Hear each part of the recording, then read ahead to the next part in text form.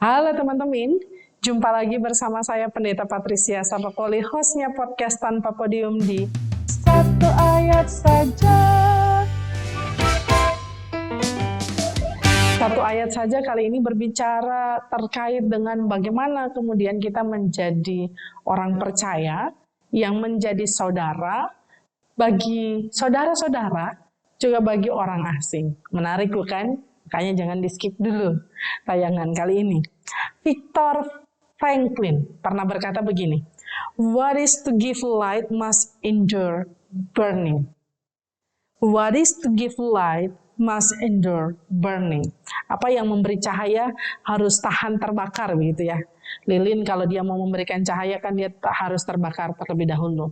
Ya, meskipun ada lampu dan berbagai macam kecanggihan teknologi lainnya, intinya harus ada pengorbanan ketika kita mau menerangi orang-orang yang ada di sekitar kita. Makanya kemudian ayat yang saya pilih untuk kita bersama-sama renungkan di hari ini itu dari 3 Yohanes 1 ayat 5. Surat ini satu pasal saja, tapi banyak sekali hal-hal menarik yang kalau kita mengulas pada ayat-ayatnya. Tapi saya hanya mau merampingkan pembahasan kita pada ayat 5-nya saja. Saudaraku yang kekasih, engkau bertindak sebagai orang percaya, di mana engkau berbuat segala sesuatu untuk saudara-saudara, sekalipun mereka adalah orang-orang asing. Menarik. Menarik karena seringkali kita menjadi orang-orang percaya yang boro-boro berbuat untuk saudara-saudara.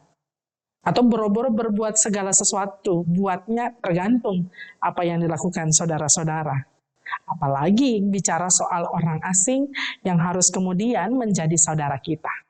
Ini bicara soal bagaimana kita melakukan kasih itu, karena kasih sendiri kan kata kerja. Cinta kasih itu kan kata kerja yang dia hanya bisa dirasakan oleh orang-orang di sekitar kalau ada tindakannya. Itu sama dengan teori hanya bisa terbukti benar kalau dilakukan dan dilaksanakan. Nah, hari ini kita mau bicara soal hal tersebut terkait dengan bagaimana Gaius menuliskan surat ini, seorang penatua yang kemudian mau berbicara lebih jauh terkait dengan bagaimana kita bisa bertindak sebagai orang percaya.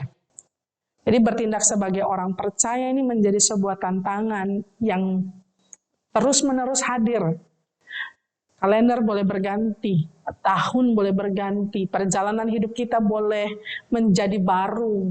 Tapi kemudian seringkali kita akan terjebak lagi pada masa lalu kemudian hidup lama, kembali lagi mewarnai perjalanan kehidupan kita. Tahunnya baru, hidupnya masih lama. Hari ini kita mau belajar, teman-teman dan saya, untuk kemudian melakukan segala sesuatu untuk saudara-saudara sekalipun mereka adalah orang-orang asing. Ayat sebelumnya kalau kita lihat ayat 4 itu bicara soal bagiku tidak ada sukacita yang lebih besar daripada mendengar bahwa anak-anakku hidup dalam kebenaran. Jadi kalau kita mau cari tahu apa yang benar, cari tahu apa yang baik, bagaimana kita kemudian menerangi sekalipun ada pengorbanan-pengorbanan. Sekalipun ada penderitaan demi penderitaan yang menghiasi perjalanan kehidupan kita, tapi lakukan gitu. Do something. Sehingga kemudian kita bisa menjadi orang-orang percaya yang pada akhirnya menyebarluaskan berita tentang kebaikan Tuhan itu lewat kata, laku, juga pola pikir kita yang sungguh-sungguh memuliakan nama Tuhan Allah. Ketika Perang Dunia di Eropa, ada satu cerita yang kemudian berkembang. Jadi ada satu kota yang di sana ada sebuah patung besar, patung Yesus yang besar, sama seperti di kota Manado, patung Yesus yang memberkati gitu ya.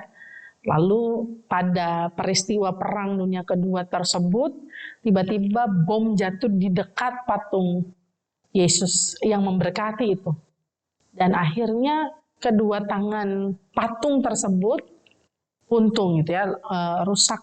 Dan akhirnya yang terlihat adalah patung Yesus yang buntung, tidak memiliki tangan.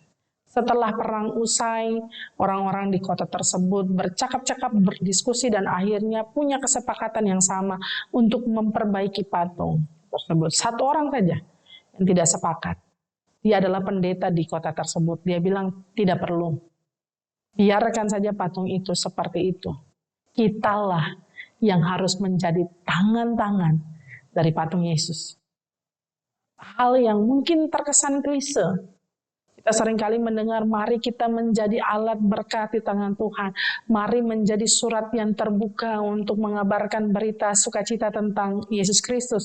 Mari menjadi tangan alat berkat di tangannya karena kitalah rekan-rekan sepelayanannya, rekan-rekan sekerjanya. Tapi sungguhkah kemudian kehadiran kita mau memperluas kabar baik, kabar sukacita itu bagi sesama karena kita mau bekerja bersama-sama. Kita mau mengabarkan berita sukacita itu.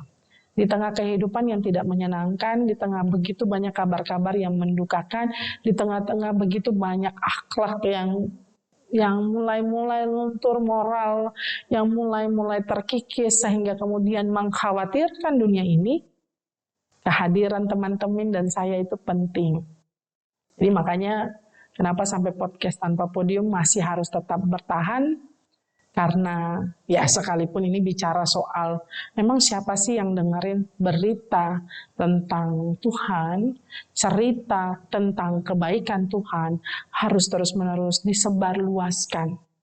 Karena 1-2 orang yang mendengarnya itu menjadi bagian yang indah, apalagi ketika ada begitu banyak orang yang merefleksikannya dan cerita tentang Tuhan, tentang kebaikan Tuhan, sungguh-sungguh mendatangkan sukacita, bahkan memengaruhi hidup.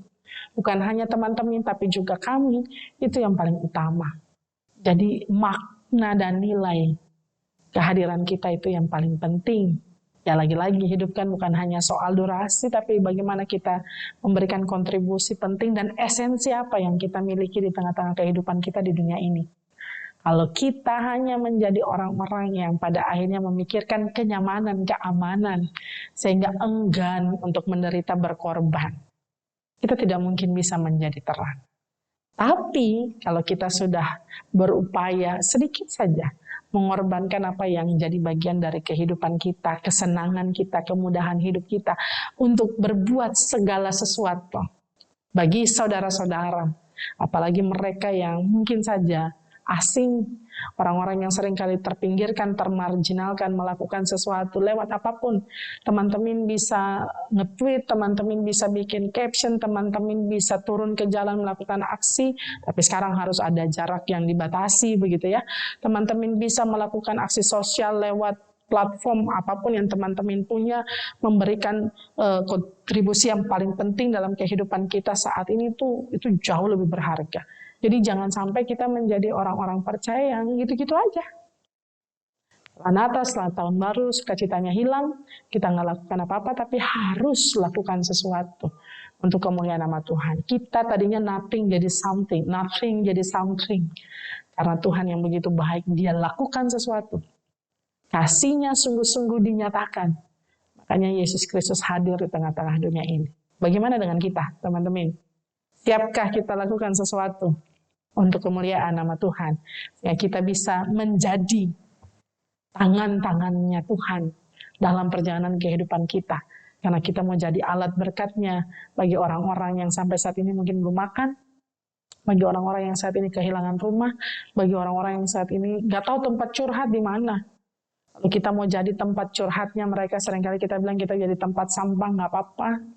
Bagi orang-orang yang butuh waktu kita untuk mendengarkan. Karena ada begitu banyak orang yang akhirnya bunuh diri karena nggak punya teman. Mari jadi teman. Mari juga jadi terang. Tuhan Yesus memberkati kita sekalian.